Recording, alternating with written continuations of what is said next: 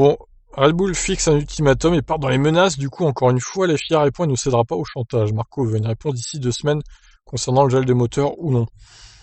Le plan reste toujours de reprendre la propriété intellectuelle et les opérations de Honda F1, mais avec comme condition un gel des moteurs à partir de 2022. Mais la commission F1 ne s'est pas prononcée à ce sujet lundi.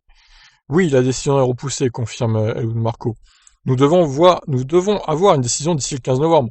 Nous ne pouvons pas repousser à plus tard, c'est notre date limite.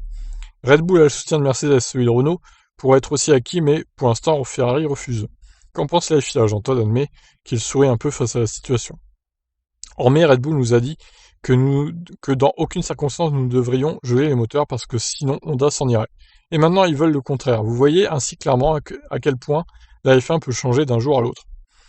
Red Bull a même menacé de quitter la F1 si elle devait revenir à un moteur client. Todd ne veut pas céder à ce genre de chantage. Et il a raison.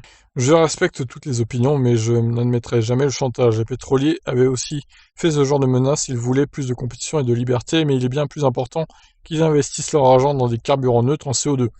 Pour moi, c'est ce qui compte au final, ce sont les bons arguments, pas les menaces. Est-ce que l'idée d'avancer une nouvelle formule moteur 2024 ou même 2023 est au moins envisageable comme le suggère Red Bull? S'il y a une possibilité, pourquoi pas? Il est surtout très important que les nouvelles règles attirent de nouveaux constructeurs ou motoristes en Formule 1. Bon. Alors, 15 novembre, ça laisse pas beaucoup de marge pour tout le monde, pour se décider. Donc Red Bull, attention. Je ne sais pas s'il faut prendre leur menace de retrait de la Formule 1 au sérieux ou non, mais en tout cas, ils balancent une date comme ça, un ultimatum. Donc à voir d'ici le 15 novembre ce qui va se passer du coup. Est-ce que la F1 aura pris une décision? Je ne pense pas, honnêtement. Donc on verra bien si Red Bull met ses plans à exécution ou pas. Mon avis, ce serait que non, hein, mais bon, on verra bien. Je vous laisse réagir, qu'est-ce que vous en pensez? Ciao.